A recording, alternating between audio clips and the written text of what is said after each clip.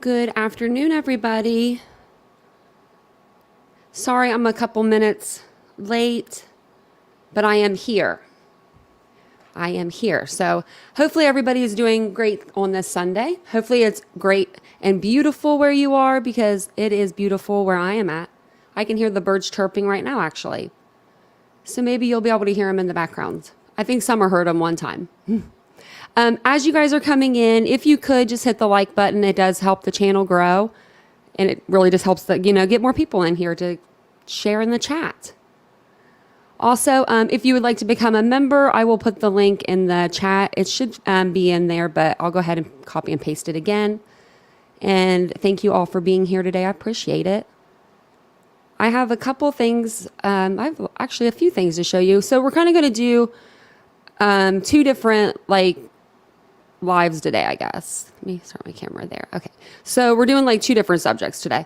So I figured on Sundays, which next Sunday I'll have more cases. Maybe Sundays we'll do case overview, and we'll just go back over the cases that we're covering, which we're covering a lot more than just 2 cases right now, but these are the 2 bigger ones. So I figured we'll cover them today. And then next Sunday, I'll try to get us caught up with the rest of the cases that we have been covering. Because I have a folder down here that's full. And none of them, I don't even think any of them have been solved yet. So that's really sad. It's really, really sad, guys. But they all are going towards court. So at least they're going in the right direction. It doesn't rain in Cali, it pours. Is it raining there today?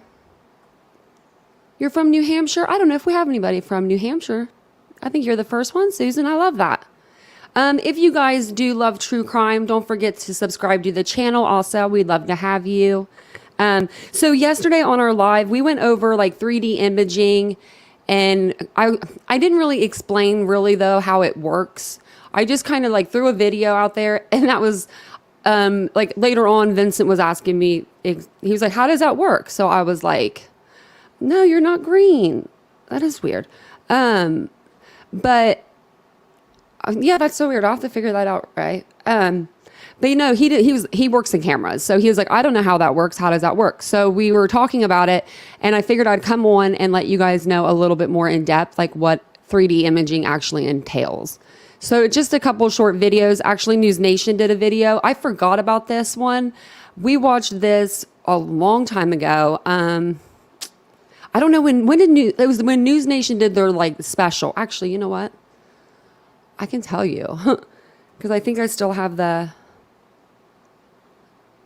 thumbnail. But they did, so we watched this video over the Idaho 4, and they did 3D imaging. They did how they collect evidence and all that good stuff. And I forgot about this video because I was going to show you a different one, which I'm going to still show you too. So let's see if I can find it really quick.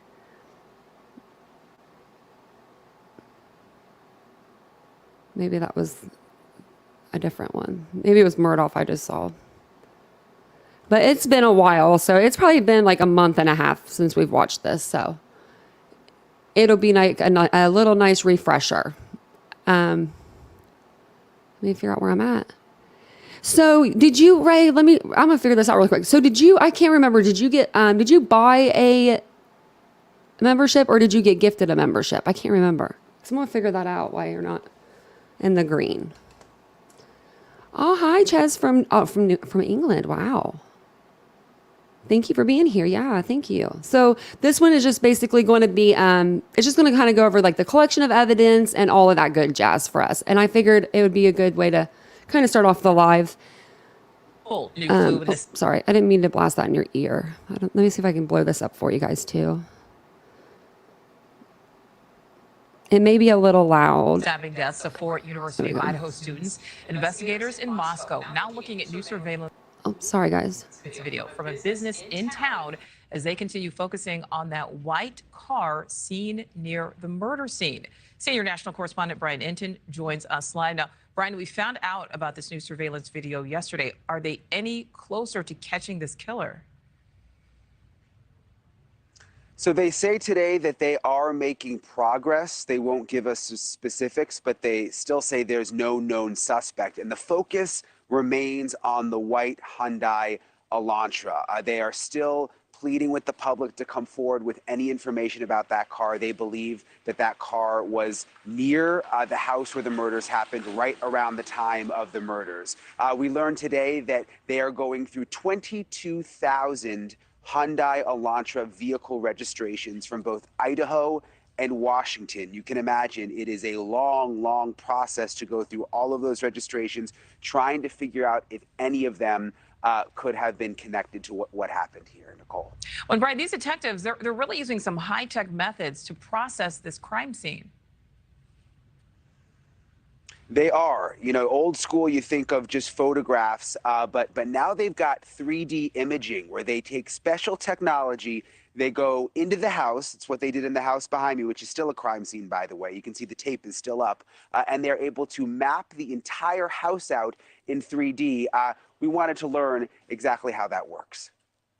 We have a footprint right here by the door.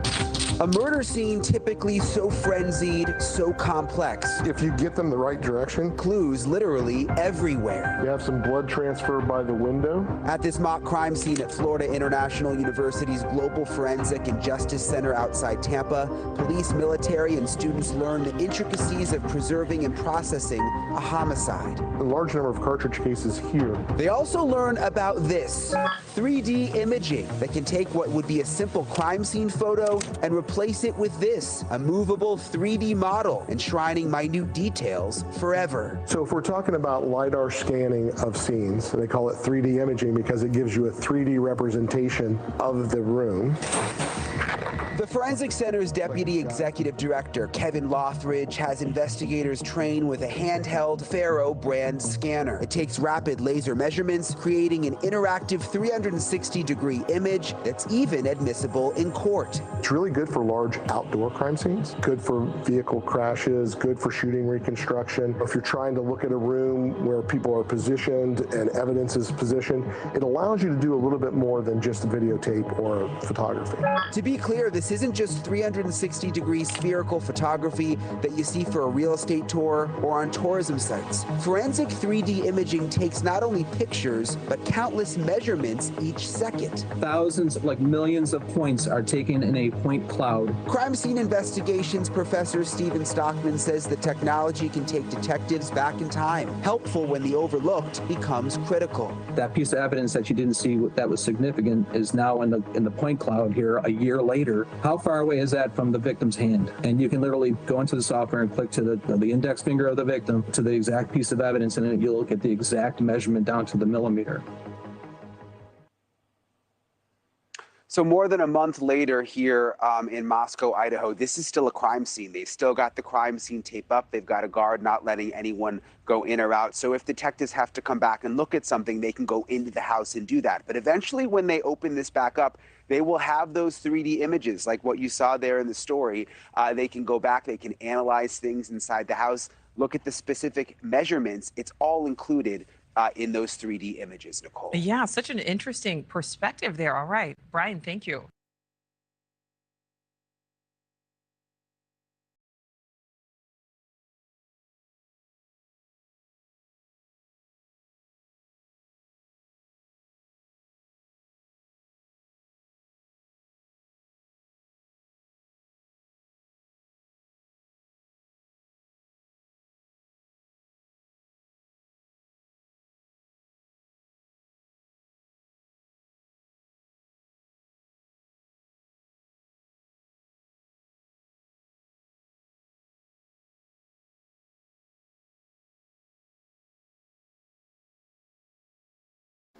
I just realized I was muted. Sorry. I was talking too. So sorry about that. Anyways, this is the brand that the officers normally use, this Faro. I don't know if I'm saying that right. Faro brand. But I wanted to give you guys an idea of how these cameras kind of work in a crime scene. That way they don't really need to go back to the crime scene. Everything is preserved in these photos and these videos. So it does do like a 360-degree scan. I know I need a bloopers video, y'all. I really do. We need to figure that out because I do that a lot. So, well, I used to do it a lot more than now, but I still do it. So yeah, it'll place like different. It's really crazy. Like the one that we saw last night, it'll place like blood droplets or, position the bodies or bullets or casings or whatever it may be. It'll place it in different spots. So I think it's really interesting myself. Oh, thanks, Alicia. Alicia became a new member. We love that. Welcome to our green team. We got our green team going on. And I'll have to figure out Ray's. If not, I'll try to gift some more. I figured it out. Yeah, welcome. And if you guys are just now joining us, we are talking about the Idaho 4. We're going to be talking about Idaho 4 and Alex Murdaugh today. And we're just discussing how they use 3D imaging to collect evidence and preserve, crime scenes for later use. So this video is like 2 minutes long. I'm just going to show it to you. It does have mock like blood. So just trigger warning for that. I know that some people get wheezy, like squeamish around it, but it is fake. So it's just this is just kind of like, they're trying to kind of like sell the camera on this one, but these are the same cameras that they do use. They just used it in the last video that we were watching. So on News Nation.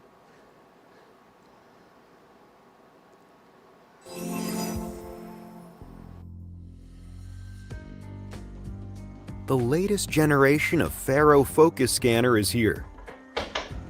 Introducing the new Focus Premium, re-engineered to deliver faster, more complete scans. The Focus Premium provides total confidence that what's captured on the scene the first time is accurate and true.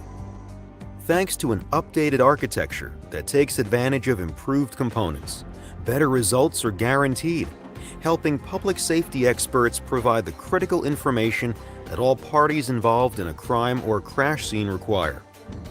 Minimizing time on scene is critical. The new Focus Premium enables investigators to do their jobs faster and better than ever, and eliminates the need to return to the scene to collect additional data. Combined with the ability to sync with Faro Stream, the new Faro mobile app, capturing and sharing on-scene 3D data has never been easier. Use the next generation Focus Premium to create lifelike photorealistic 3D representations that are invaluable in courtroom testimony. Or use premium 3D data to return to the scene of the incident virtually, anytime, anywhere. For public safety professionals looking to increase the speed, safety, and accuracy of what they capture, there is simply no better solution on the market today. And with Faro Stream, the pre-registration data preview ensures that you leave the scene knowing you've captured and digitally preserved everything you'll ever need. The new Focus Premium is the complete solution to conduct investigations more quickly, streamline your workflows, get better data faster, and ensure more accurate evidence than ever before.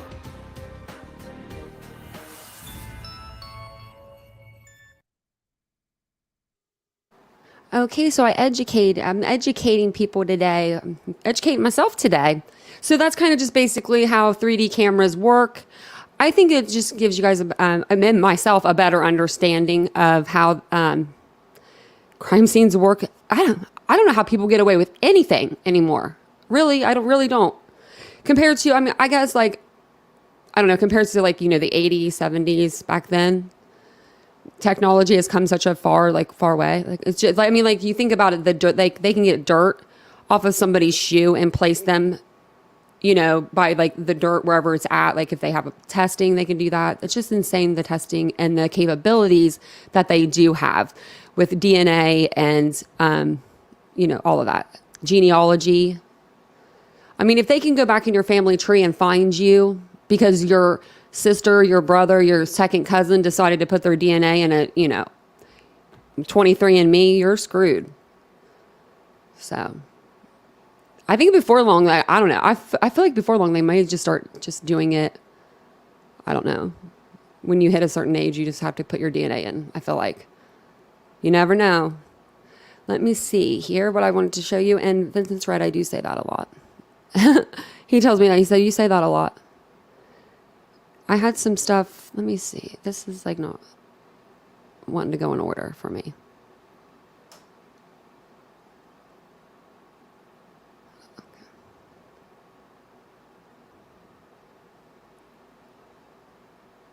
I wanted to read this to you guys. But hold on one second. Hold on one second, guys.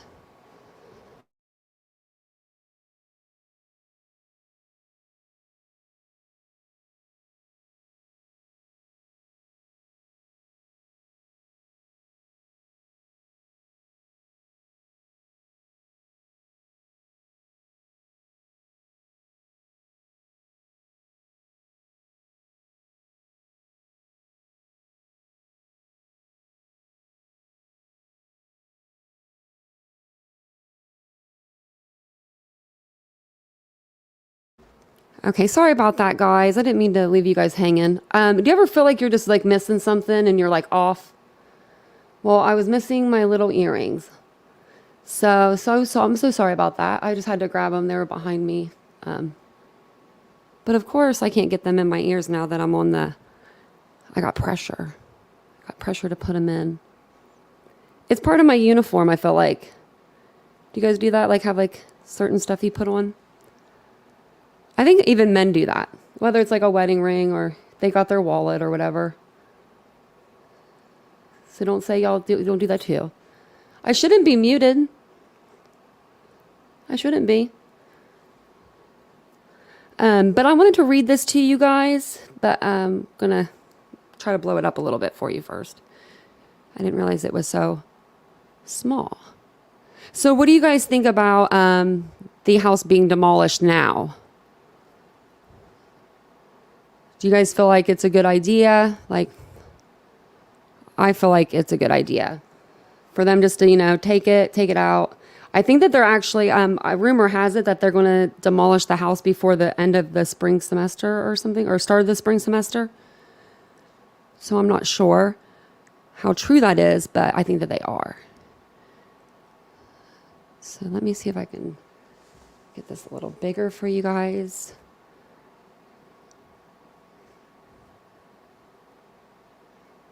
That's the only thing I don't like is trying to get this bigger for you guys. It's like so tough. My little fingers don't like to operate. That might be as big as I'm going to be able to get it.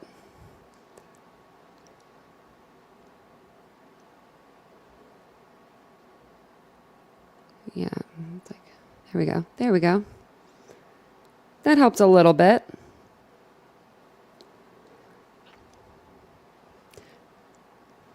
That's true, Detective Juan. Yeah, I don't know what the families would prefer right now, but whatever they prefer, yeah, that's true. It's not livable, yeah. And I think also that they had like the blood droppings, that were on the outside of it.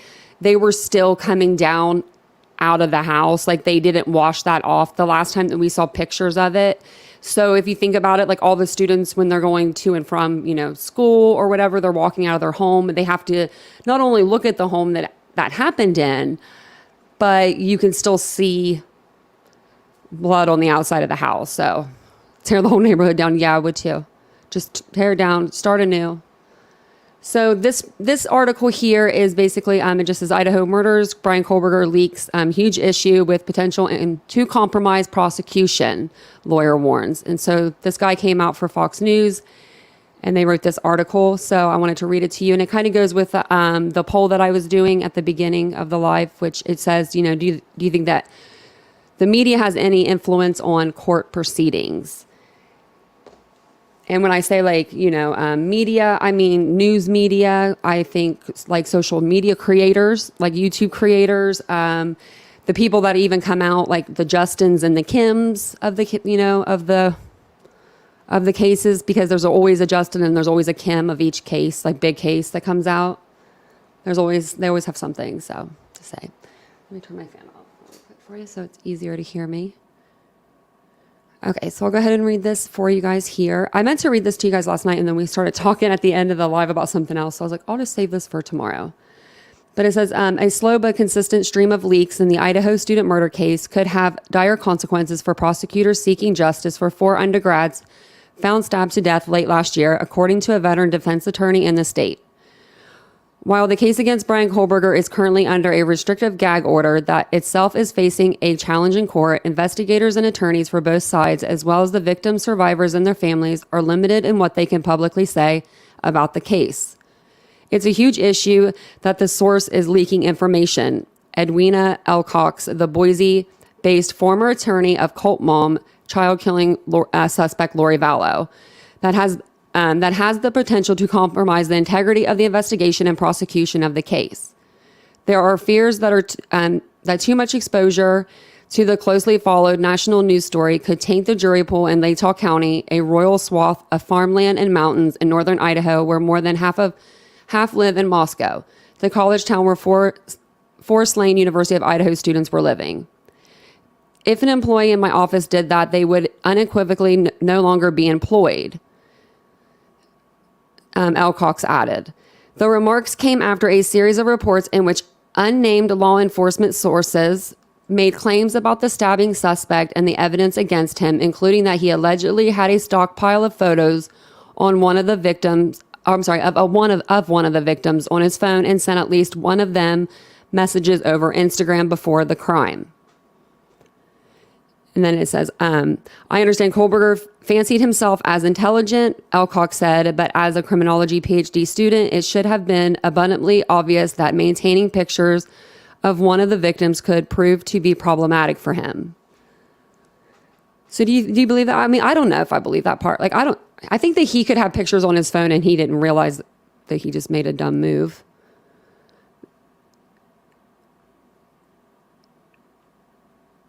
Even if he had them, then deleted them, investigators could be able to recover the data, she said. If the information contained in the search warrant affidavit is accurate, he clearly had at least a cursory understanding of cell phone technology, she said. Perhaps he's just so arrogant he thought he was smarter than investigators, but couldn't help but keep pictures that he could readily access. I think, I mean, and this is just something I think. I was just thought it about it. But what if he had pictures of, if it's Maddie or, whoever it was, what if he had them in these were like old pictures? Like these were pictures from when he first started stalking the victims. Because he went there 12 different times to their house, or he was seen in the area, in the area of the home with phone data pings. So maybe when he first, is on social media, let's say he's scrolling through Instagram and he sees her and he gets fixated, he starts looking at pictures, saving pictures then, and then deletes them. Do you know what I mean? Before the crime, they're still going to be able to recover those. So they may be old pictures. They may not be something that he just downloaded within the last month or something. It says, if the information contained in the search warrant affidavits is accurate, he clearly had at least a cursory understanding, I already read that, that's okay, of cell phone technology. Kohlberger is accused of sneaking into the house around 4 a.m. on November 13th, 2022, after the victims had been partying at different locations around Moscow, a typically serene college town in the Idaho mountains near the border with Washington state. Inside, police allege he brutally stabbed 4 students to death, 21-year-olds Madison Mogan and Kaylee Gonzalez, and 20-year-olds Zayna Kernodle and Ethan Chapin. All 4 were stabbed multiple times with a large knife, according to the Latah County coroner, Kathy Mabbitt. Only some had defensive wounds, and others may have been ambushed in their sleep. According to the police affidavit, Kohlberger left behind a K-bar knife sheath with DNA on the snap. Investigators recovered it in Mogan's bed next to her body and found a paternal DNA match in the garbage can at Kohlberger's parents' house on the other side of the country.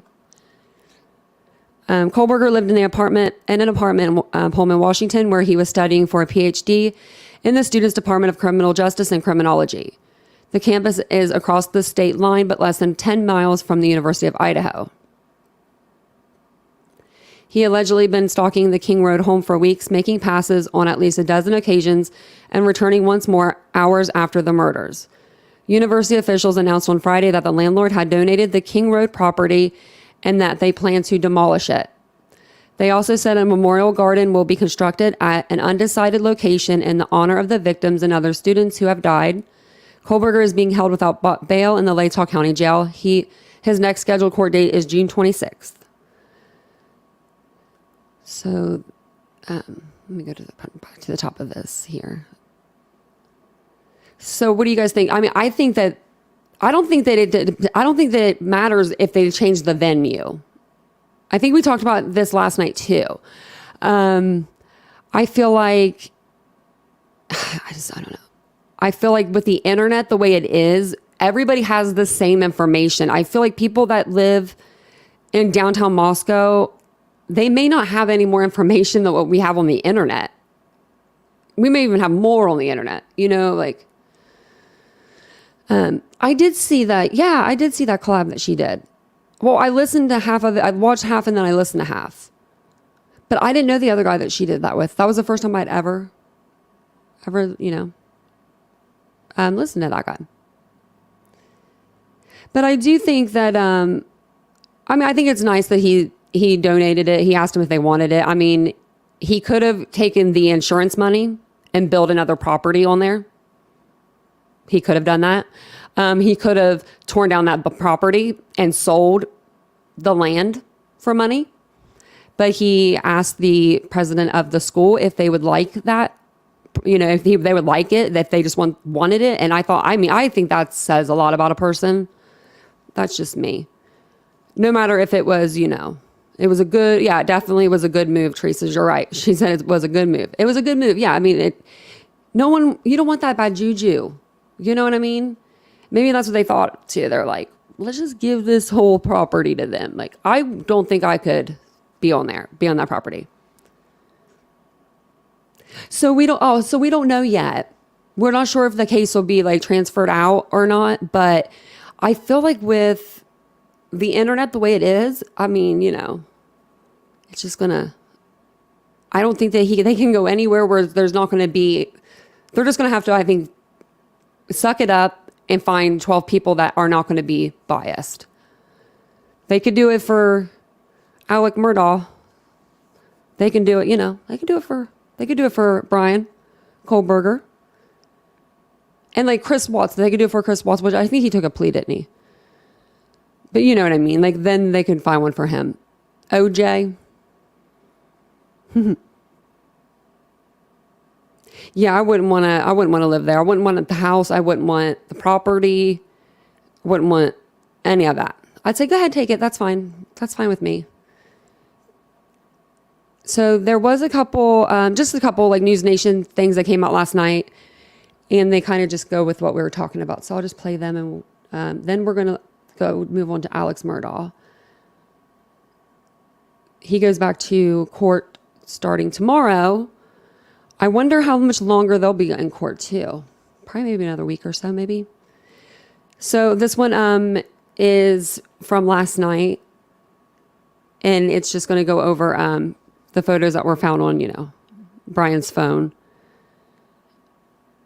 And they're also going to talk about, the house being demolished.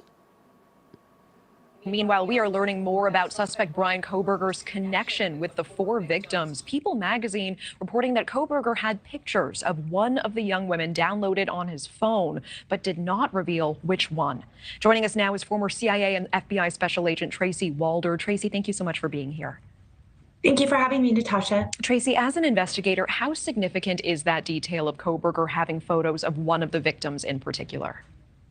So if that is the case, it would be highly significant. I would have imagined that one of the first pieces of evidence once he was taken into custody that was seized and ultimately gone through for digital forensics would have been his cell phone. I mean, it would have been a treasure trove, even more so, quite frankly, than a laptop, a computer, or a hard drive, since, young folks are really connected to them in every way, shape, and form. And so I think it's significant in that it sort of shows this pattern of behavior. I mean, we know that he was reprimanded at WSU ISU for his treatment of some of the female students and female staff.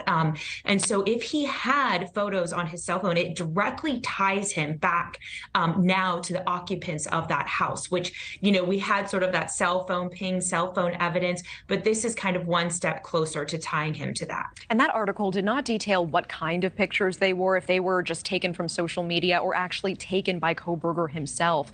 Would that make a difference in the investigation? So yes, right, because you have kind of two different schools of thought here. You have digital stalking, right? I'm imagining, although I don't want to say for certain, that the vast majority of the platforms that the 4 victims used were probably set to public and not private. And so if Kohberger had come into kind of that casual contact that I think he did with one of the victims, he could have easily found their Instagram page and then, you know, maybe saved screenshots of some of those pictures. If he was taking sort of action shots of them, stalking them, following to their work, school, all of that, that really sort of goes more towards this premeditation. Okay, and let's talk about the site of the murders being demolished. What is your reaction to that news? And is there any indication that it should be preserved as long as a trial is active?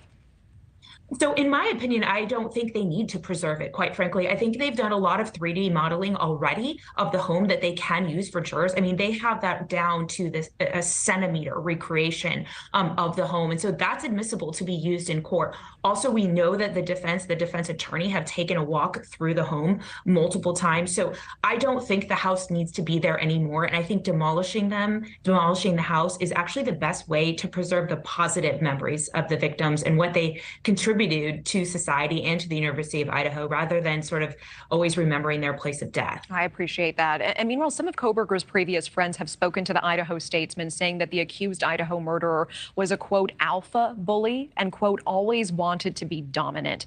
Would any of these sort of statements that are coming out now be helpful or be usable in court in an effort to describe his sort of personality?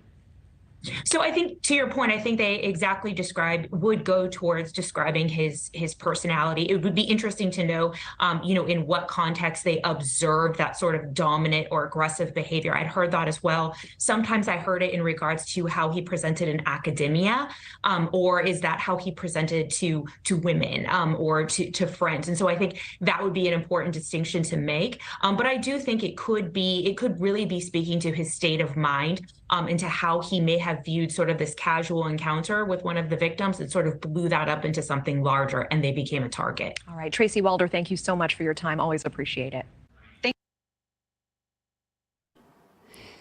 I mean, based on everything that I know right now, I feel like that I don't know. I think that Brian knows kind of what he's doing in a way. I think that he's been pretty cool, calm, and collected during court proceedings. I was actually talking about this last night. Or this morning maybe. I was like, if that was me and I was an innocent person, I wouldn't be walking just like down the hallway like that. You would see me on the floor screaming bloody murder. And if I couldn't act like a total fool like that, if I couldn't act like a crazy person because I was, thought I was innocent or I was innocent, then you would hear me up at the judge when, in court, you would hear me say, I am innocent. Yeah, I think that with the press, I think they're just trying to keep people like entertained for as much as they can. But I do feel like some of the stuff that they are saying is, it's verifiable. Like the demolishing of the house, we can verify that now. I remember when I put that on YouTube, the first comment, I got like my head chopped off. Some girl was like, "How do you know this?" I was like, "Oh my lordy, I'm so sorry." So sorry.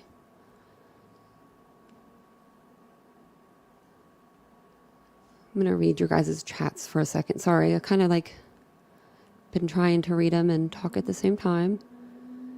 Oh, somebody's out there revving up their engine with summer. When it's like 50 degrees, 54, people are being crazy.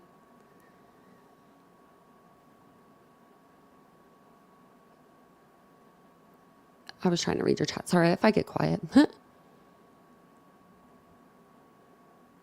Okay, so this next video just was something that came out last night that they were just talking about. I think we've already went over this, but We didn't see this video, so I was going to show you this one, and then we will move on to Alex Murdaugh.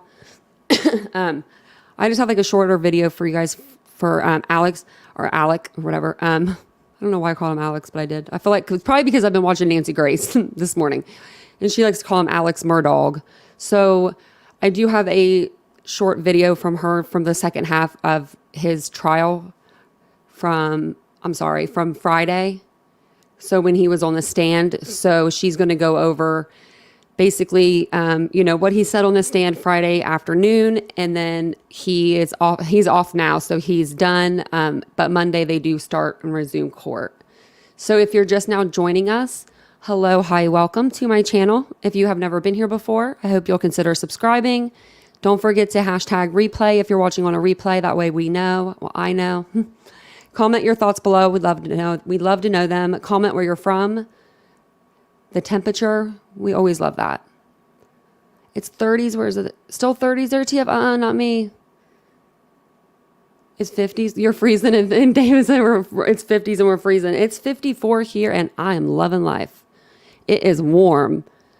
It's really nice today. So I may have to enjoy it. I might have to get my chair out.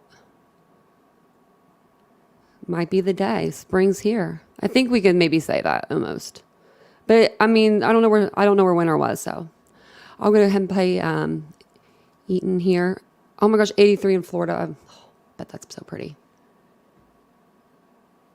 And now to an update on a story News Nation has been covering since the very beginning, the quadruple murder of 4 Idaho University students. The school now announcing the house where the killings took place will be torn down. The house was given to the university by the original owner. The school will be opening a memorial garden on campus. Meanwhile, we are learning more about suspect Bryan Kohberger's possible connection to the 4 victims. People magazine reporting that Kohberger had photos of one of the young women downloaded on his phone, but did not reveal which one. Joining us now, former FBI Special Agent Jennifer Coffendorfer. Jennifer, thank you so much for being here. Thank you for having me, Tasha. If it is true that Kohberger had photos of one of the victims on his phone, how significant is this, and how does it change this case for prosecutors? Well, it certainly is significant if indeed that information exists. It gives us an insight into what Bryan Kohberger was looking at, what Bryan Kohberger was interested in, and it makes a direct connection between Bryan Kohberger and at least one of these victims. And there's been a lot of speculation on how the victims could have come into the suspect's crosshairs, from social media to maybe a restaurant 2 of the young women worked at. How likely is it that the suspect made some sort of surveillance of the victims ahead of the attack? Well, we know from the probable cause affidavit that indeed he was in that vicinity at least 12 different occasions. So that would lead us to believe that definitely there was a connectivity in terms of possible surveillance just based on where he was proximal to this house and to these victims. And that People magazine article did not detail what kind of photos were on his phone, if they were just downloaded from social media or actually physically taken by Kohberger himself. Would it make a difference in the investigation if it were one or the other? Yeah, certainly stronger if it was surveillance evidence. In other words, if it was something he took from that phone as opposed to something he downloaded from another site, such as Facebook. There are gag orders in place, and authorities are trying to keep details of this investigation under wraps, certainly. But articles like this are circulating. Public interest still so high in this case. Are articles like this, details like this, likely to impact this case or this trial?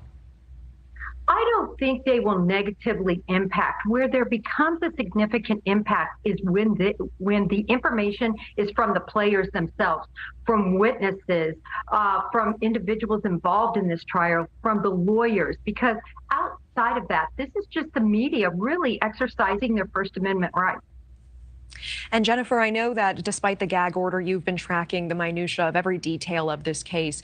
In your mind, what is the most significant thing to come out in the last couple of weeks? Well, I think it's very significant. Some of the interviews conducted with his previous friends, his circle. And it shows us that he did everything in a very big fashion, if you will. When he went to lose weight, it wasn't 10 or 20 pounds, it was over 100 pounds. When he performed in school, it was big. He did a good job with his grades. And finally, just talking about his drug addiction, this wasn't smoking a joint as someone in high school. This was shooting up heroin. So it seemed like everything he did was in sort of grandiose fashion. What can we read into someone who lives their life in extremes like this? Well, I think we can read into it how somebody who, again, is accused of these very heinous crimes could have been passed over and committed them in extraordinary fashion, as we've seen from the devastation of these 4 lives being lost. All right, Jennifer Coffendorfer, thank you so much. She made some good points, like about his character and stuff. Like, he does do everything kind of big. And I never thought about that I never thought of it that way before. And I was going to say Jennifer Coffendorfer, I was kind of getting sick of looking at her on News Nation, but glad she's still there, still around. She is a smart lady. But he did heroin. So he did a drug that was like all the way at the tippy top of like, do not do list. It wasn't like she said, he wasn't just like smoking a joint here or there. When he lost weight, he lost, over 100 pounds. When he was going to college, he was going to be a PhD. Like, he was going for his PhD. So I don't know. I think that, that could tie into why if he did commit these crimes, why he committed 4 and not just 1. Maybe he wanted to do something grand. I don't know the inside of the mind of Bryan Kohberger, but if he allegedly did that. It still cracks me up though, watching this small guy walking him down. Like, I don't know, it's just so funny to me. Yes, everyone please hit the like if you could remember. That would just mean so much to me. If you guys could subscribe to the channel, we would love to have you. We really would. We are going to go ahead and, let me see, maybe move on. I'm going to end the poll here.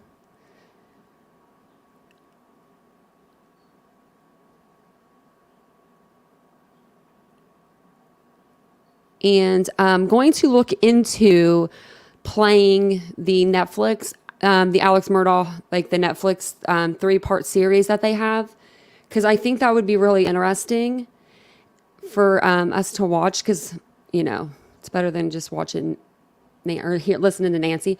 But because they did a documentary, I think it was like a Dateline or something. Somebody did over the Murdaugh family, and it was really good. I watched it. It's been a while. It's an older one.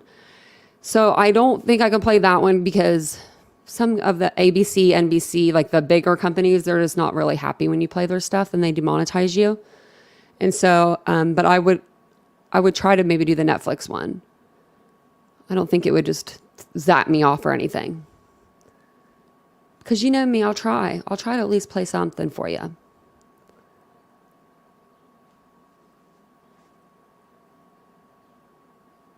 Yeah, Shez says, am I saying that right? I don't know if I'm saying that right, but you were talking to Isabel. But yeah, we did watch that video, the Alex Murdaugh. We watched like a lot of the body cam videos on our lives. So I have a whole, so if you want to watch like anything related to Idaho 4, most of it, if not all of it, is in a file, like a playlist. And then Alex Murdaugh the same way.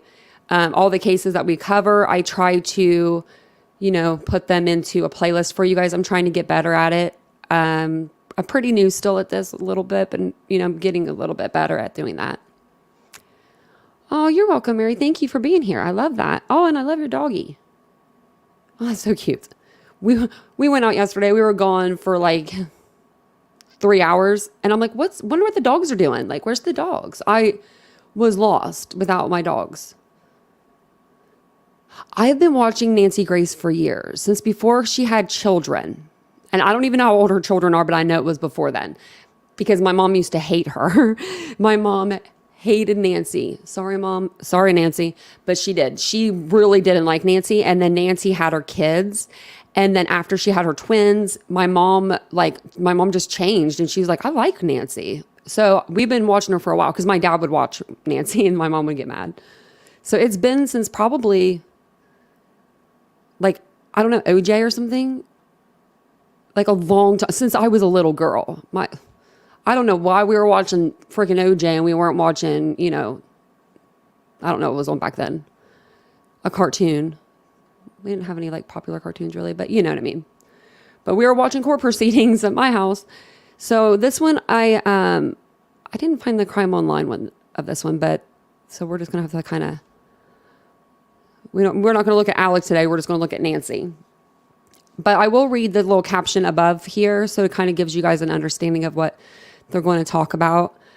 I did get to listen to this prior to listening to it with you guys. I actually listened to her last 2 podcasts to get caught up. If you guys don't know, Alex Murdaugh did take the stand on Thursday. If you guys didn't get to watch the trial for that day, I do have a live that we did, a live 8.5 hours. We were hanging out. Because he went on the stand, we were ready. Then he went on the stand on Friday. I didn't get a stream at Friday. I had a doctor's appointment. So this is going to get us caught up until like this, I believe is just all of Friday. So Nancy is going to give her take on this. She does have a couple people, I think, on the panel with her. I'm not sure though. I think, yeah, she does. And so it says Alex Murdaugh's testimony at times seems more like a circus than a courtroom with talks of dogs and chickens. Murdaugh first related a length how he removed a chicken from his dog's mouth and the timing of it at the kennel. Then under cross-examination, the accused killer went over the activities at the kennel again in exact detail. Both the defense and prosecution looked to use the testimony. One side is saying the information proves Alex Murdaugh could not be the killer. The other side saying the testimony shows he lied. Murdaugh was repeatedly admitted that he stole money from clients and loved ones. He also admitted that he lied to police. So the question now is, can a jury believe that Murdaugh is now telling the truth when he says that he did not kill his wife and son? And if you guys don't remember, I think everyone remembers the whole day on Thursday. It was all about financial crimes, it seemed like. It was like, did you steal, from this person? Did you steal from this person? And they basically just wanted him to say, like, when did you do it? When did you tell them like you were stealing from them? Did you look them in the eye? Things like that. He was not coming off of anything, really. He was just, it was insane. All day coverage TV. Yeah, it was, Scott. It was all day coverage that day. I do believe if I were watching, if I didn't know any better, and I said this before, if I didn't know any of the case and I just went, and started watching on Thursday, the first half, or maybe the whole day, I might have almost been leaning toward Alec. I was like, oh my gosh, look at him go. Snot's coming out of the nose, mouth. There was actual tears coming out of them eyes. He was pushing them ones out. He was really pushing it. But I know the rest of the case. So I think that the prosecution is doing a pretty good job. I think that the defense they've already slipped up a couple times, got some stuff admitted into evidence that shouldn't have probably been there. Whoopsie, but they did. Oh yeah, Alicia, yeah, he did. So yeah, he did do it in high school. But yeah. Yeah, she was a prosecutor. She does call everyone by their first and last name. And what else did she do? And it made me laugh because you guys talk about it. She said something and I laughed really hard. I was like, oh my gosh, she said it again. Oh, high tea at Windsor Palace or whatever she says, or something like that. Windsor Castle. This ain't high tea at Windsor Castle. She says that again. I think it's this one anyway. It might have been the other one I watched today, but it was pretty entertaining. So basically, this is just a 30-minute podcast. Normally her podcasts are around an hour. So normally she'll split them up. So she'll split them up the first morning through lunch and then lunch through the end of the day. So I believe this one is going to kind of get us from lunch through the end of the day. So I'm going to go ahead and play this. I don't have any control over Nancy's volume. Nancy has her own volume. She's her own person. She doesn't let anybody tell her to be quiet. So I can pause her, but I can't turn her down. So if you guys want to turn down the volume a little and because the beginning is kind of loud. I just don't want it to hurt your ears.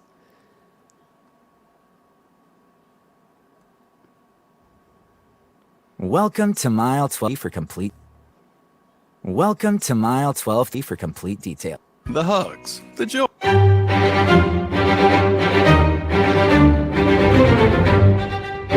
Crime Stories with Nancy Grace.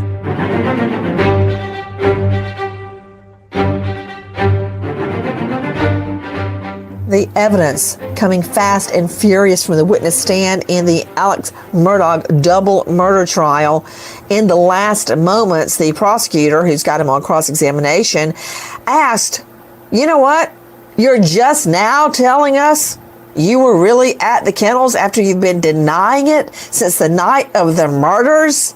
Well, the defense attorney jumped up like a jack in a box.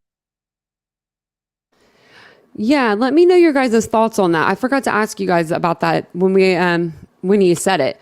What do you guys think about him saying this whole time that he was never at those dog kennels, and then Paul comes out and has this beautiful Snapchat video of guess who? Alex Murdaugh. And where is he at? At the dog kennels. So then his story changed. So he's been, it's been over a year and a half, almost 2 years, and now his story has changed, and it's just, guess you can just do that whenever you want to change your story. But what do you guys think about him trying to, changing his story like that? I just think that's insane. Box. I got to give him credit for speed, and objected based on the Fifth Amendment right to remain silent. Here's the kicker. Their client chose not to remain silent and has taken the stand.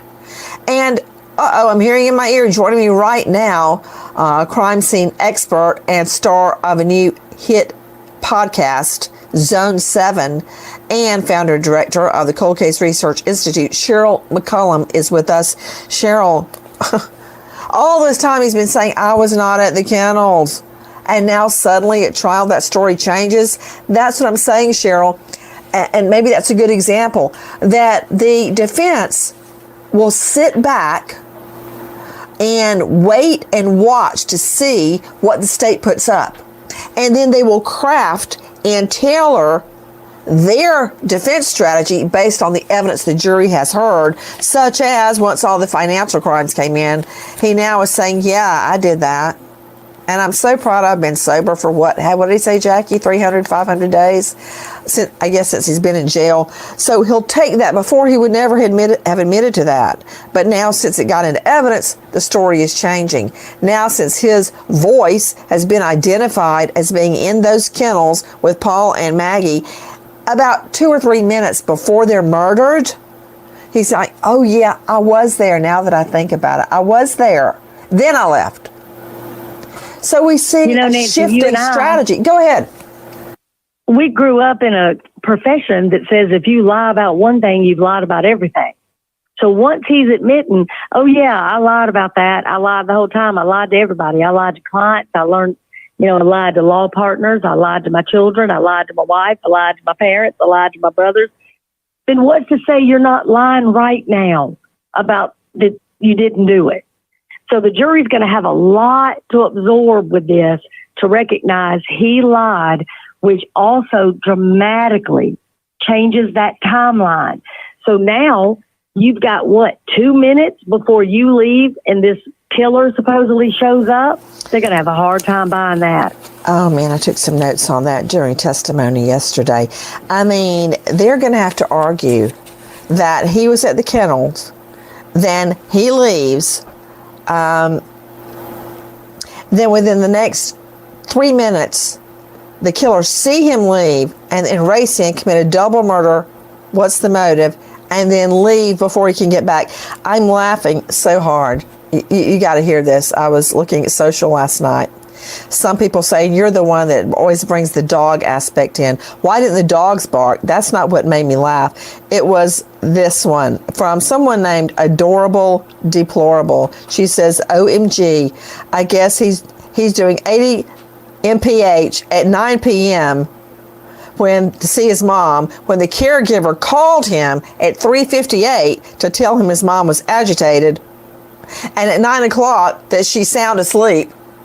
So he's flying 80 mph to get there at 80 mph back.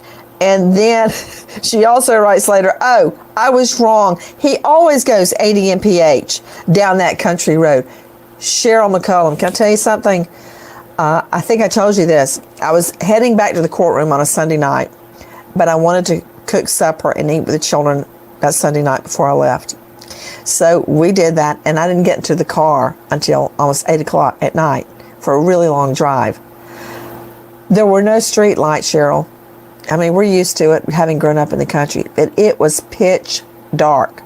All I saw were literally about 40 deer, and I don't even know how many possums I dodged on those back roads. There is no way that he was, 80 miles an hour? There had to be some pretty strong motivation for him to fly back at 80 mph. Exactly. But you and I are two people that our mantra is timeline, timeline, timeline.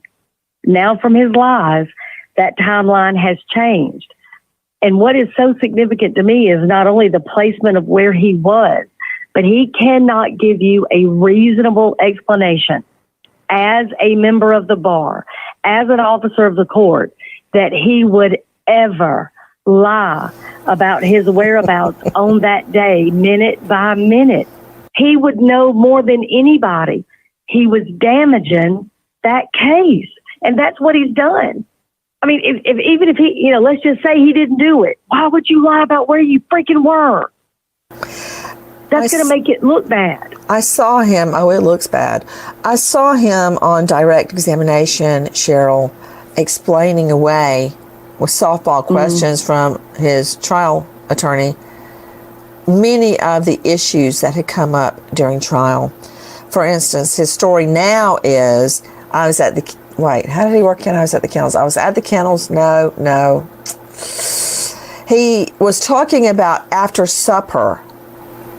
Actually, his story still doesn't make sense because the kennel visit was just before he would have left to go to his mom's house at Alameda. But he's now saying he went into Moselle, the hunting lodge, that he was tired, that he took a shower, and he had the air conditioning going. And you know what that means out in the country. You can't hear anything outside the house with the AC on. And that the TV was on to try to explain away why he didn't hear multiple shots riddling his wife and son with bullets. That's his new thing. I had the AC on. Sorry, I didn't hear all the gunshots outside my door because I had the AC and the TV on. That's his new thing. But I want you to address that. But also, you said officer of the court.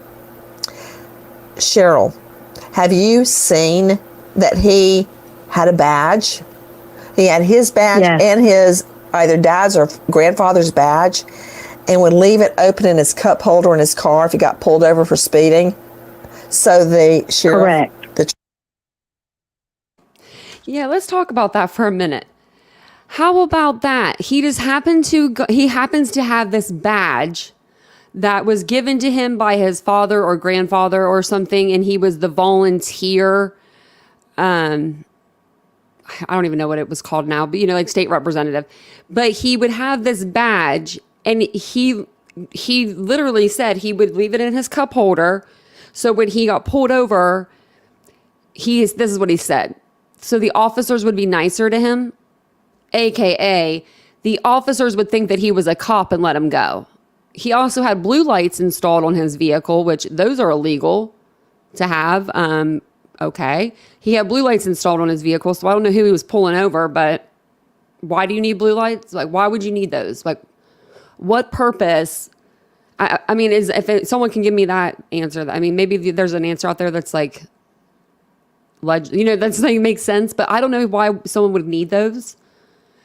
Also, side note, if you ever get pulled over and you feel like that is not an officer behind you, you have every right to drive the speed limit and go to the police station. There's nothing they can do about that. I would say, I'm so sorry. No, there's nothing. You can just go to your local police station. Because there have been people that have been pulled over and, so crazy to me. But so he has this like badge. And then the night of the boating incident, which isn't really an incident, but the boating death of Mallory Beach, he came into the hospital with it hanging out of his pocket. Like, you could clearly see it in the photos. It's mind-boggling to me. I don't think that he had any clue that they were going to bring that up during this trial. I think that was like a shocker to him. I don't think that he saw some of the stuff that was thrown at him. You'd have to ask it. Yeah, Alec, what was on TV at the time? Yeah, he was, I was just sleeping. I don't even know. Wasn't really watching the TV. I was just sleeping. Trooper could see it. But now actually he changed his story because he wasn't sleeping. Now he's at the dog kennels. So he would get a warmer reception from police. And then the night of the Mallory Beach boat crash, the state really did a good job. They went and pulled video and photos of him going to the hospital that night with his badge, the shield hanging out of his pocket, to gain access to go talk to everybody on the boat to get them to change their testimony. Well, did you even learn that Mallory Beach's mom asked if she could go down to the water's edge where they were all gathered when they were still searching for her daughter, and they refused to allow her to go down? But then when when Murdaugh shows up with his badge out, he and his wife were able to go right down to the water's edge. I'm actually going to show you a quick picture of the badge hanging out of his pocket. That way, if you guys haven't seen this picture before, you'll be able to see it. So this picture right here is of Alex Murdaugh. He's talking to, it looks like, an agent, maybe a police officer, and the badge is hanging right out of his pocket. Let's say if you were using that as a wallet, like a money clip, whatever. Okay, let's say that's what he was using as. You would know to put the badge inside of your pocket and put the other part on the outside. You know what you're doing. So when he played dumb and he's like, well, I don't know, I did that. I didn't know why I did that. It's like, you don't play dumb with us. We're not kids. We're not stupid. He did that to intimidate so that everyone would keep their mouth shut. When he was going around telling them to keep their mouth shut, that was his backup. That was just like him probably having a gun on his hip. The same, you know what I mean? Like the same kind of threat. Like of him just like, that's how I would feel if I was one of those kids. I would feel extremely threatened if he had that just hanging out of his pocket and I was young. That's me. Yeah, he had 2 badges, right? Yeah, 2 of them. I think one of them was maybe his dad's, but I think that he had both of them in his custody. It's so crazy. And then he said that he didn't take an oath or anything like that, that's strange to me too. But he kept saying that he was a volunteer. He kept using that word. So maybe that's why he didn't do an oath. But that, I don't know. I don't know if they ever went back to that and revisited that. I don't think they did. She talked to all the first responders. Again, there's professional courtesy.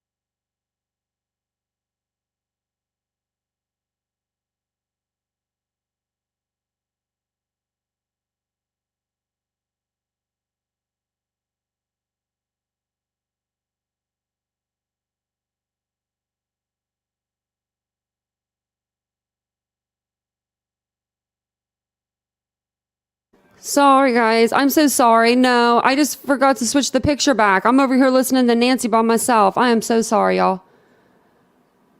Have I ever done a live before? Have we done lives before here? I am so sorry, guys. I was just listening to Nancy and Cheryl McCollum just going back and forth. They were just laughing away. So I'm going to rewind it a little bit. Sorry, guys.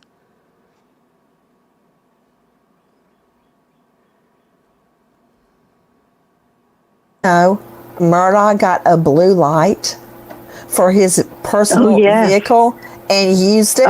What? To get to Jimmy John's? I mean, why would he need a blue light? To make better time getting to fake visit his mama, I reckon. And Nancy, can you imagine if you had taken that badge when we were in Aruba and you displayed it to those officers, like, don't you know? Who were trying to arrest us, and you were such a big help, Cheryl. Such a big help. Yeah, I turned around and... Like I told you. Like I told you there, I love you, but I don't want to go to jail with you. Look, I'm looking for something. One of us had to stay out to make the call. To make the bail payment. Thank you. I was taking on 4 guys. Did you notice they were dressed like SWAT officers, like Red Dog, and they're solid black, chasing down you, me, and Beth Twitty. Like, what were we going to do? And we're standing there unarmed in our sweatpants. Yeah. You and Beth together maybe weighed 125 pounds. I thank you very much for that.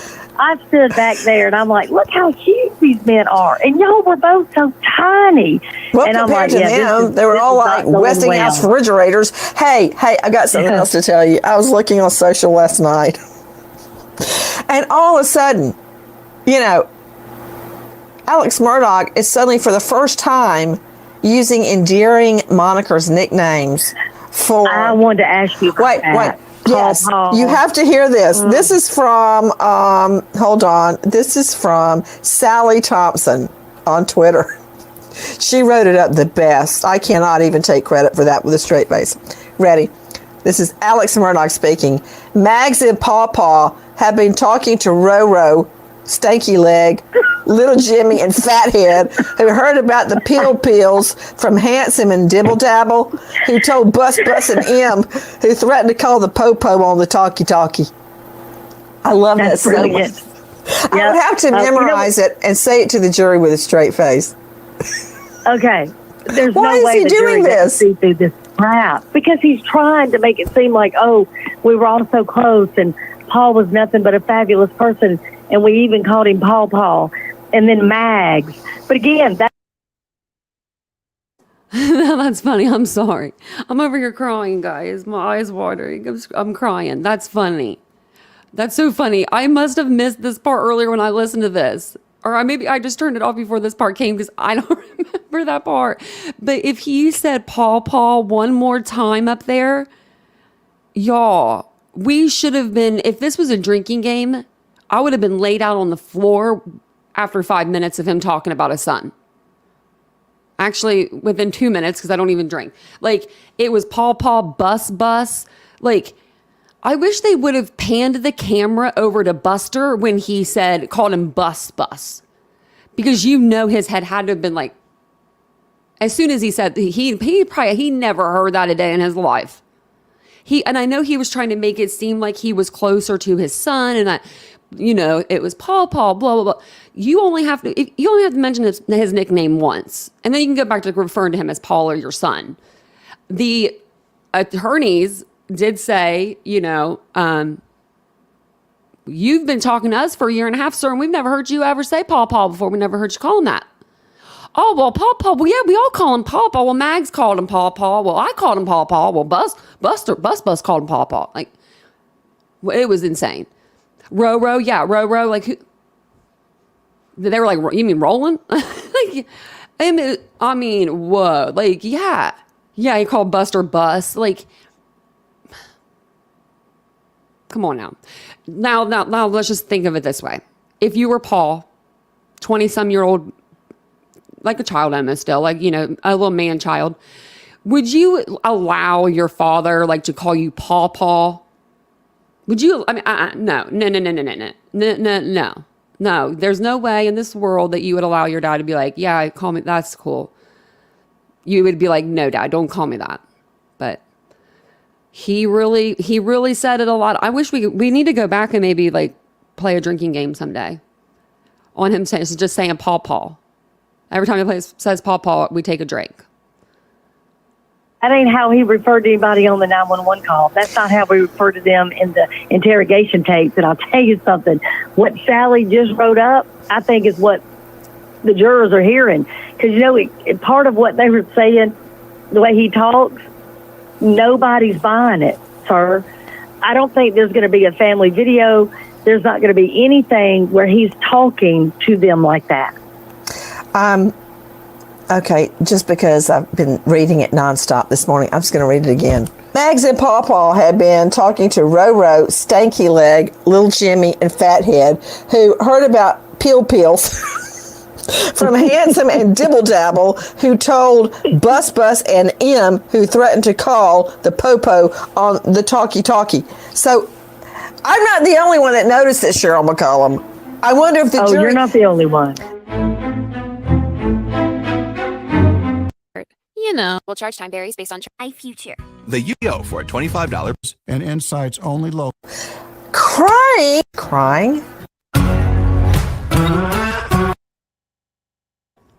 I like how she says that other people noticed it. Yeah, we all noticed it. Yeah, if you weren't Leslie Ann, if I can get that out. If you weren't actually physically watching him, you know, and like really paying attention, you would think that they were talking about their grandfather. But no, that was Paw Paw. I never had a nickname, really. Nothing like that was like, you know what I mean? Maybe y'all had. Did you guys ever have a nickname like that? Like, I mean, Tauntaun? No, that wouldn't have stuck. That wouldn't stuck. Not with me. Crime Stories with Nancy Grace. Here's another thing. Did you read online, Sydney, at least one lady juror was crying? Is that real? I did. Ann Emerson didn't tell me that. I'm heading to South Carolina, just so you know, in about 48 hours. I can't take it anymore. I've got to get in there and see for myself. Crying? Why would they be? Maybe when he was addressing the murders of Maggie and Paul, I hope they were crying from Maggie and Paul and not from Alex Murdaugh. I don't like. Well, let's just be real. He didn't cry when Buster was testifying, and Buster didn't cry when Daddy was testifying about Paul, and Mags. So to me, there's a whole lot of fakeness going on, and I think the jury's going to be able to see right through it. Is that actually a word, fakeness?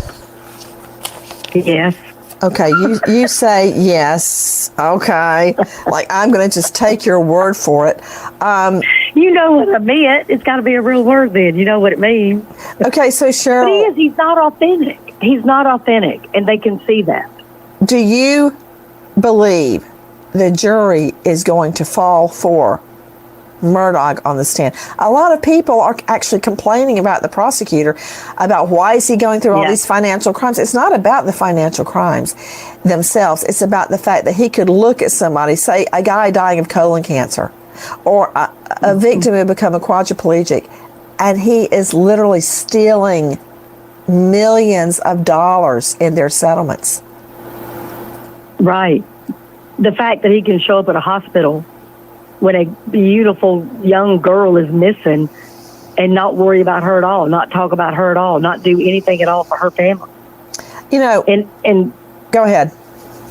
I was going to say, and actually do the opposite. Try to muddy the water to say, oh, I'm not sure Paul was driving the boat. I think somebody else was driving the boat, and trying to ruin that young man's life too. You know, I noticed when Buster testified, and I'm going easy on Buster because I feel bad for him losing his mother and his brother. But did you hear toward the end of his testimony, he said, well, none of us believe that Paul was really driving that boat. He was. That's what all the witnesses say. So if he thinks Paul was not driving the boat, what does he think about who killed Maggie and Paul? I mean, that's not that much of a stretch. Do you remember your closing argument when you had the mason jar filled with all the different stuff, the sand and the rocks and a little bit of mud, and you shook it up, and it was just spinning all around, just this swirl of mess and muck and trash? As you talked to that jury? Yes, tell it. Okay, so I would start somewhere in the trial and put a huge jar, I mean a big one, like an 18-inch tall jar, clear jar. And in it would be a lot of sand, not dirt, but sand. And actually, I think I did have some dirt in there. And water. And I would sit this jar on the edge of the state's counsel table. And I'm sure the jury would wonder, what is that dirty water for? As the evidence came in and I presented the state's case, the sand and dirt would separate from the water. And you could see straight through the water. It was crystal clear. Then in closing arguments, I would take the jar and immediately attack the defense. That'd be the first thing in closing statement. And I'd shake it up and say, see how they made everything so muddy and murky? Nothing is clear anymore. Like this. Then set it back down on counsel table. Then start my argument, going through the state's case and what each witness and what each piece of evidence proved beyond a reasonable doubt the defendant was guilty. And then at the end, by an hour, which is typically as long as a jury can keep their eyes open, the dirt and the water would have separated again, so I could pick it up and say, see, it's all crystal clear again. Convict him. Would be my point. It was so brilliant. It was so brilliant, Nancy. And it was like this living, active metaphor that was unfolding before your eyes that you just couldn't argue with. And that's what I think the jurors are going to be able to do in that jury room. They're going to be able to separate all this muck and sand and rocks and leaves and garbage and be able to crystal clear see right through his BS. You know, one thing I find really interesting, but it's going to have to be explained because so much evidence has come in that it takes some explaining what it all means. Like all of those times on the phones, all of the cell calls, all of the Snapchats, and then you overlay that with his car door opening and closing, when he left to go see his mom in Alameda, when he came back, when he paused and slowed down to throw out Maggie's phone, as it is exhibited in all of these times and cell data and OnStar and so forth. That's got to be laid out very carefully. But what about this? He is saying he was so high out of his mind, he didn't really appreciate the consequences of his acts, such as lying to clients. But that night, he had the wherewithal to lie about being down at the kennel. And that's really, that was before he should have understood the timeline. Like he shouldn't have known it mattered that he was at the kennel. I've got to write that down. He shouldn't have known that it mattered that he was at the kennel. Should not have even known that. He shouldn't know what time the shootings occurred. But yet he knew and he lied. He knew the timing of him at the kennel was critical. Cheryl, I think that's actually very probative. It is probative, but he's also lying when he doesn't produce the guns that they know he owns, that they have pictures of him shooting. He won't produce the gun because he's not going to let them run those tests on that weapon. So, Cheryl, I'm trying to okay, I remember the case. It was a guy that I believe was serial killer, as did many others, but I got him on one murder of a Jane Doe. And she had one of her earrings yanked out, and I found it near where her body was out in the field. Of course, I thought she was murdered somewhere else. And from that one earring, I could prove 7 or 8 things to the jury based upon the placement and just a lot of different factual arguments to the jury. So this one thing, let's analyze this for a moment. Him lying that night about not being at the kennel. Help me articulate this, Cheryl. See, when he comes back and finds the bodies, For all he knew, they could have just been shot like 2 minutes before while he was at his mother's. So why would he choose, why would he think he needed to lie that he was at the kennel an hour before? He had to know that was the time of the murder. He had to know that was right, and he had to know that was the primary crime scene. He didn't know they weren't carried there from the field or from the house. He knew that was the primary crime scene, and he wanted himself as far away from it as possible. That's why you have the delay in calling 911. That's why you say, oh, yeah, I touched him. That's why he changed clothes. That's why he lied about his whereabouts. That's why his only alibi was a woman with dementia. Come on now. This whole thing, if this was in a book, you would go, oh, good Lord, this guy's guilty. You don't even got to read the rest of the book. So can I ask you, other than, which I think is the strongest evidence, him being at the kennel at the time of the murders, 2 minutes before we know the phones went dead, what do you think is the second strongest evidence? The video from Paul on Snapchat. Well, that's what I'm saying. He's at the kennel. That's the strongest evidence because he's. Oh yes, I thought you meant him lying about it. Yeah, well, I think the video did him lying about it. I think the next thing is him not producing the guns that they know that he owns, just like OJ and the Bruno Magna shoes. Come on, that's huge to me. What and then the other thing. Wait. Did you say Bruno Magli? Did you just say that? I don't know how to pronounce it. Bruno Magli. Hello. Okay, well, like I'm fluent Italian. Well, I don't. Please let me enjoy my moment that I actually caught you in something wrong, which is so rare. I have to enjoy the moment while it lasts. Okay. What's the second most important thing, other than him not turning over the guns? I think that we know that he will invoke a weapon in a crime, hence the suicide for murder. Propensity to pull a gun. When you're in a jam, hey, pull a gun. Yeah, pull a gun. And then, I think the other money tree is going to be the phone logs. The number of times he, contacted the person that set up the suicide for hire, the number of times he contacted the DNR officer, the number of times he called anybody that is only for himself. I'm still hung up on him pulling that badge all the time. Yep. I do wish you had had it in Aruba. That would have saved me some time. And maybe we wouldn't be, thrown out of Holiday Inn for life. Yeah, you know what? I'm the sacrificial lamb. Only I would go to jail for impersonating an officer. Thank you. I don't have a lot of faith in the Aruban jail system or justice system. What do you think about his demeanor in court? Fake, self-serving. Again, the fake tears, the having to dramatically go into his jacket for the Kleenex, the endearment terms that, again, nobody has ever heard anybody call these people on any other video that the family has put out. I think that there's several times where his brother in the back has been crying, and Alec is just sitting at the defense table like it's any other day, chewing on whatever he's eating. And then again, he makes no emotional breakdown when his only living child is talking about losing his mama and brother. But, when it suits him, he does. But if you watch him, he cries, but then they ask him one more thing, he's right back to talking. It stops immediately. So did you hear that yesterday the defense attorney, Harpootlian, stands up and says, oh, we have 2 more witnesses. Can we put them up tomorrow? In the middle of cross-exam. And they said, what? No.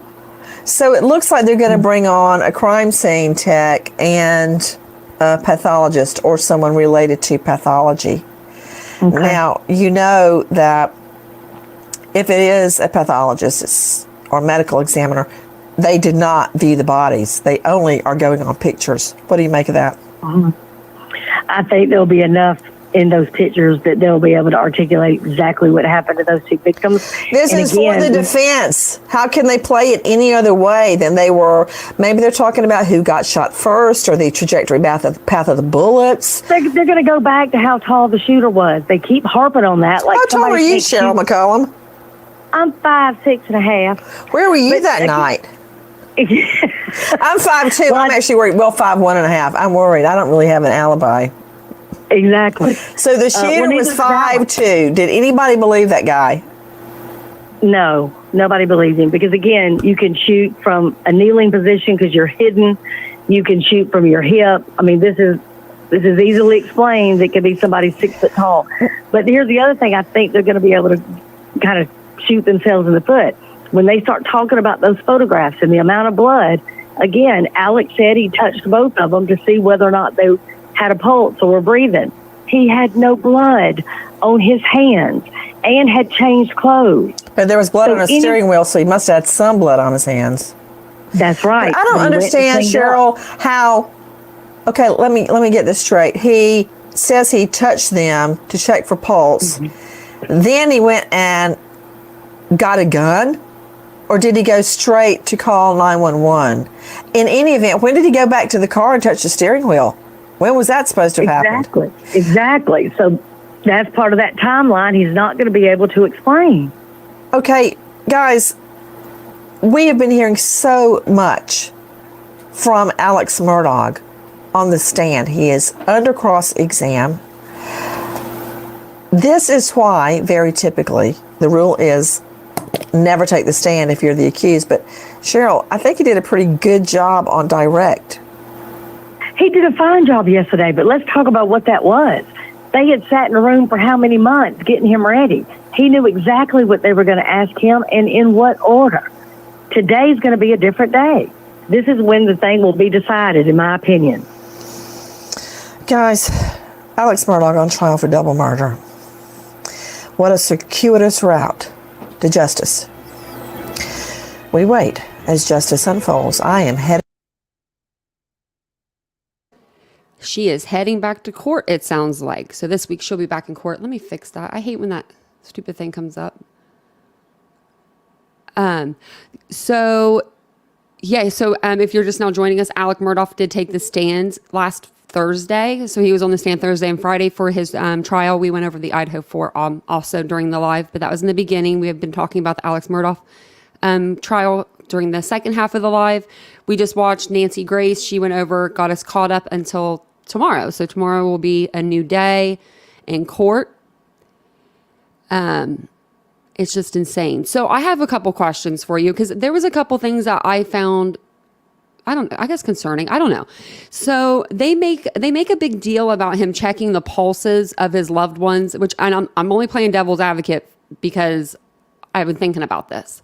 I know that, it was very graphic. The scenes were extremely graphic to where, Paul, he had parts of him out of his body, and Maggie, of course, was shot like 5 times or something. So with that being said, they made a big deal about him checking for pulses. Like, why would you even check for a pulse? Blah, blah, blah. I think that I still probably would run to my loved one and grab them and check for a pulse. But that's just me. I still think I would want, I mean, I'm just saying if I didn't do it and I was coming up on the scene, I feel like I would run to them. I wouldn't run, I don't know. I wouldn't run away from them. But that's just me. I've thought about that, and that they made a really big deal about how he said that he checked for a pulse, and they were like, why would you even think about doing that if parts of Paul were out of him? And I think I would still grab my loved one. I still think I would in that case, but that's just me. I also find it extremely gratifying that Paul took that Snapchat video. If it wasn't for him watching Roland's or Roro, whatever you want to call him, his dog, if all those circumstances weren't there, he would have never been taking probably a Snapchat video to send to Roland to, catch his dad there at the kennels, his voice and him on camera. I mean, that's, to me, it's crazy. Yeah, he was too calm on the phone. Yeah. I think that you would never be that calm like he was. He was too calm at the scene when we watched the body cam footage. He was too calm just like walking in the background on the phone. I would be doing circles, screaming. I wouldn't know which way was up. They wouldn't probably there's probably not a sedative strong enough out there if I were to see something like that. And you're right. You'd be covered in blood. That's exactly right. That's another thing. Like you would think that he would have been covered because you're running. I mean, I would run to my loved one and check their pulse. I would. Maybe not. I don't know. Maybe not check their pulse. I don't know because I've never been in that position. But I feel like I would at least run over to them and grab them. You know. But I am definitely just ready to see what the rest of the trial kind of brings now. I'm a nervous wreck. I always get nervous whenever it's about the end of a trial, the ending of one. And then Lori Vallow Daybell, yeah, that trial's happening right now. Well, they're beginning of it, and Chad Daybell's trying to get away from Lori Daybell, and it's like, you married her, so you're not getting away from her now, buddy. Sorry. Also, Teresa, you probably know this, or Summer, I mean, all of you guys, but I know you guys really have been following this case so personally, like you guys have been like on it. But did they ever ask Alec about the Gucci receipt? Did they ever bring that back up? I'm still curious about the $1,200 Gucci receipt. Because I'm wondering if that's the reason, like if Maggie saw that if she saw that and she circled it, if that's the reason why she may have went there to the kennels that night to talk to him, you know, it wouldn't be a big deal for her to buy something at Gucci for $1,200. They had money, but I think it would be a big deal if she saw a Gucci receipt for $1,200. So they didn't say anything. I didn't think so, because it would have had to been like Friday morning. So I'm like, I saw a lot of Fridays in the afternoon, and then Thursday we saw. So, man, I really wanted to know about that. And then the crying juror. Okay, I don't know why they were crying, but I heard towards the end they were trying to get away from him almost. So I think that they are insulting those jurors' intelligence, and they were done listening to. I think they were just done listening to the repetitiveness of it. Yeah, no, court is definitely not over. I think they nothing been said about the Gucci. Yeah, because I figured they would ask him about it. Like, you know, like if he was on this, like if he was on the stand, they would say, "Hey, what about that receipt?" Which I don't know where they would really take that after that. But I mean, I was curious to know. If I was a juror, I would want to know. I'd be like, "What's going on with that receipt? Why hasn't he been asked? He knows how he didn't shoot him if he was high. That's they should ask that, Isabel. Yeah."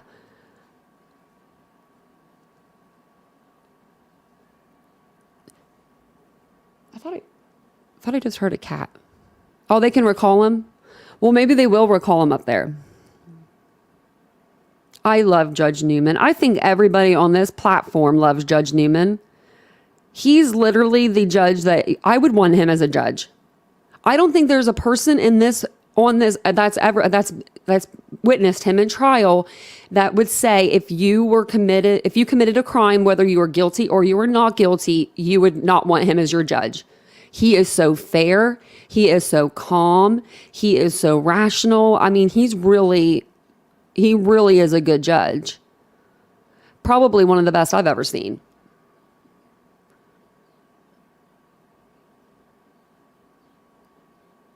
I was reading your guys' chat. But I think that's all I really have for you today. Do you guys believe Alec? Does anyone believe Alec? I don't think anyone probably believes them, but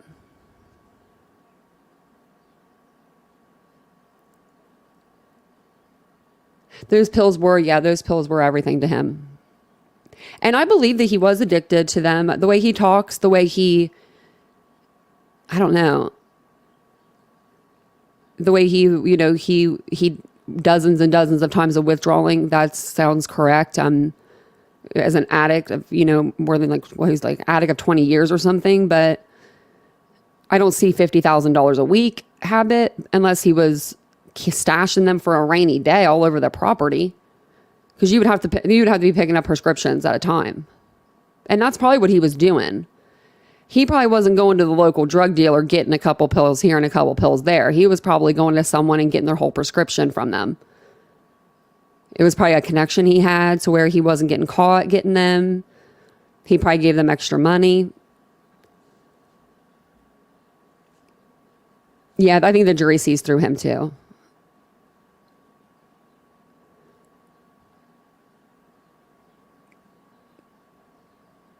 Yeah, he was using the addiction as an excuse for stealing, and that's not an excuse. And if you know, and if you're a real addict, you would say that. Yeah, I don't understand how, and I just feel like I don't know about the whole Paul thing. I feel like with Paul being in trouble, their relationship wouldn't have been as close. I don't even know if Paul would even like his dad personally. If he knew that he was on pills and he was finding his pills, but he's sitting there preaching to you not to be drinking and driving a boat. You know, like, I don't know how Paul would have received that. And why didn't Paul tell Buster? Why did Paul tell Maggie? Like, or Maggie told Paul or something along those lines? Like, why are they exchanging information between child and mother? Like, parent and son? Like, I don't know. That's just, that family is all kinds of messed up. Which I know a lot of people say, tell people in their family things, but yeah, Cheryl said she heard Paul was a wild child. I heard so too. I heard they called him Timmy on his off days. Yeah, I'm thinking maybe like 5,000, yeah, or maybe even a little bit more than that, but that's closer. I think they put an extra 0 in there. Paul, yeah, no, Paul. My firstborn's gonna be named Paul. I'm just kidding. If I get 100,000 subscribers by midnight, no, I'm just kidding. That would be hilarious if that happened, and then I would have to name my kid Paul. And then I would be really sad because we'd have to think of another nickname to call him. PP. I don't know how you go any farther down than Paul. Yeah, I think with him being an addict, if he tried to detox at home, he'd be just hurting. I don't even know. And if you have the means to go to rehab, I think that's what I know that's why he went to rehab, because he didn't want to go to jail. He'd rather go to rehab. And me too. I'd rather go get clean than go to jail and not be clean and be detoxing inside of jail. Hell yeah, no, go to rehab. I think that's why he went. And he can say all he wants. He could say that he doesn't do drugs right now, but drugs are they're easy to get in jails. They're easy to get in prisons. They're not that hard. If he wants to get something, he can get something in there. He ain't going to find probably oxys or, but he might find something.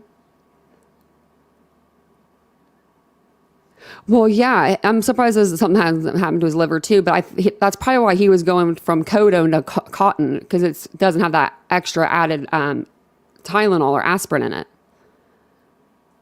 Because that's what I asked for instead of Percocet when I was in the hospital, because my legs were, shattered and stuff. Like, to learn how to walk again, they were going to put me on Percocets. I said, please put me on Oxycontin or whatever, because of it didn't have the like Tylenol or something in it, kind of so that it wasn't flushing through my liver so much.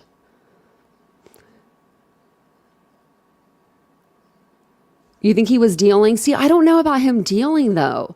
Do you think that Alec would let people come to his house that were fiends? Like, think about it. Like, his beautiful house with his family, they're supposed to be perfect. They're this model family for this town for 87 years. I don't think for a second he would allow anybody that was like, that was a pillhead around his property for him to get busted. I don't think that he would want to get busted though. So I don't know about him dealing. You think he was? You guys think he was? I don't know. Because when you're addicted to pills, people will come to your house day, noon, and night. They don't care if you're sleeping. They don't care if you're eating. They don't care what you're doing. They don't care if it's Thanksgiving, Christmas with your kids.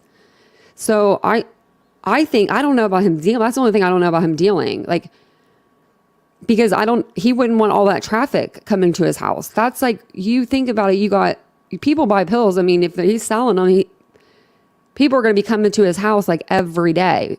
How would he explain that to Maggie, who's a stay-at-home mom? That's the only part I don't get. I don't know how he would explain that to Maggie. Like, all the cars coming, he wouldn't be able to meet up with these people because he would be meeting people all day long. He would never be home.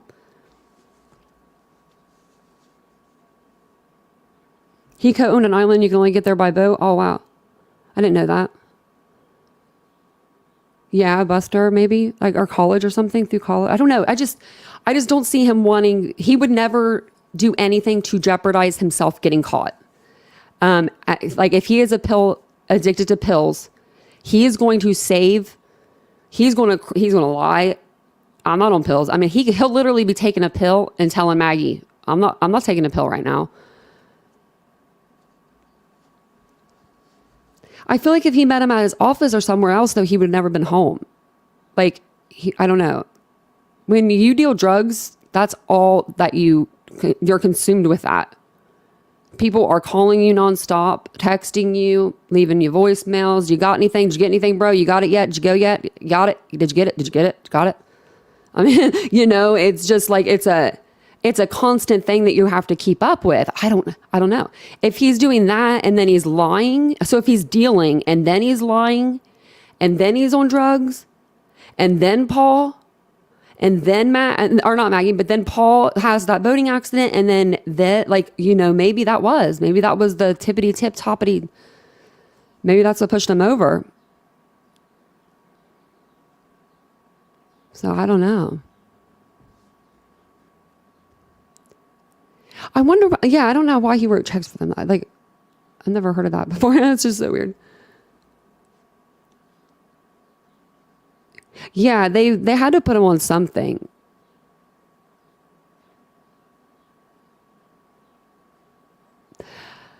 I don't know how he did 100 blue oxys, 30s. I don't know how he even could consume that many. I don't know how he didn't die. You're right, Dr. Lipshin. I don't know how he didn't die. Because, wow. I accidentally took double my medication one time. I didn't know. It was a very, very, oh my God, it was a terrible experience. But I thought I took my medicine and it was right after my accident. So I had hit my head in the accident. So it was, like I shouldn't have been probably even giving myself my medication because I was having memory problems and I double took my dose of my pain medication. I was in the hospital. We were, well, thank God we were at the hospital when it happened, but I was like, I didn't go through, like an overdose per se, but I just had to sleep it off pretty much. Like I just wanted to sleep. And so the doctor was like, just leave her in the bed and let her sleep. Like, they're like, she's fine. She's not, it's nothing to where we got to like pump her stomach or anything. She's perfectly fine. So that was I must have an alarm set on my phone on accident. But yeah, there's no way that he could have done all that. So maybe he's just trying to make it seem like he had more of a habit than what he did. I don't know why you would, that's just, ugh. It's just so deep, yeah.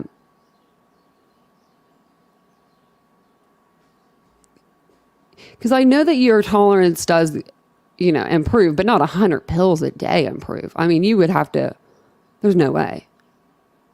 You might as well just like, bury a hole or, dig up a hole in the backyard and just take the drugs and put yourself in the hole, because you're going to die.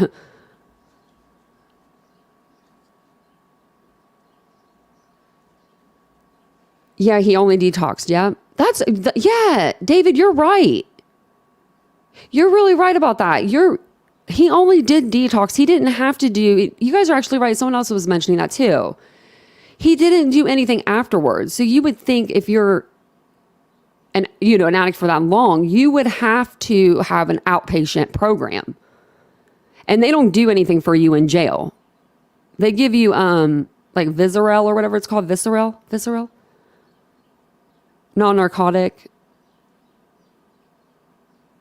That's what I think too. I think he was paying higher prices to make sure the pills weren't fake, like they weren't something else. How long was he in treatment for, Teresa? I forget.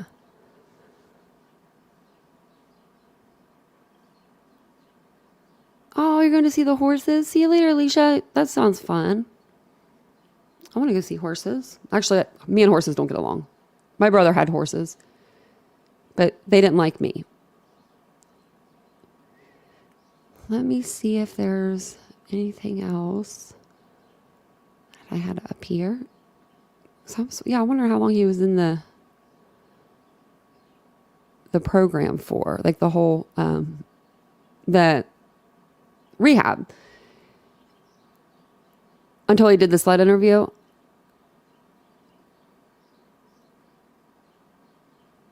Yeah, it's just, it's insane. He is a good liar. That's definitely true.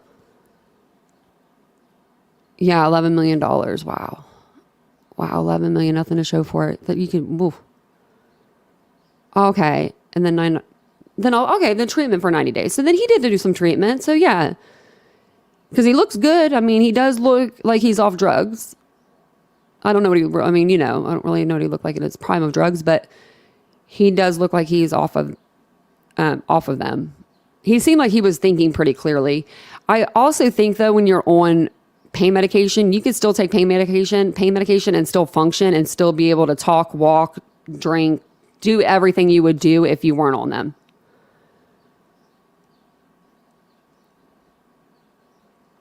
Oh yeah, man, this case is such a rabbit hole. Huh. Isn't this insane? Yeah, he didn't buy that much, or he didn't do them all. Yeah, there is something finicky about that, Kelly. You're absolutely right. Well, I wonder what's going to be going on tomorrow for trial. Hopefully, maybe they'll recall him back up there, and Nancy will get in the courtroom and she'll be able to see him. I know, I did miss the best day. I listened to it a little bit here and there when I was at the doctor's and then afterwards. So, and then I listened to an hour Nancy podcast this morning, and then we watched this one together. So, well, awesome. Well, I think I'm going to jump off of here. If you guys haven't quite yet liked the video, just like the video. It's free to do. It's Sunday, it's a good day to give back. Subscribe to the channel. We would love to have you here. We do talk true crime every day. I'm ready for a verdict too. Isabel, she's ready for the verdict. Me too. Thank you guys so much for spending a little bit of your day with me. I will be here tomorrow. We're going to probably do, what's tomorrow, Monday? So I'll probably come on at like 11:15, do a live. But I'm not sure what we'll discuss. I'll be thinking about that today. But it'll probably be Murdaugh, most likely. But you guys have a great day, and I will see you guys all on the next live. Bye, guys.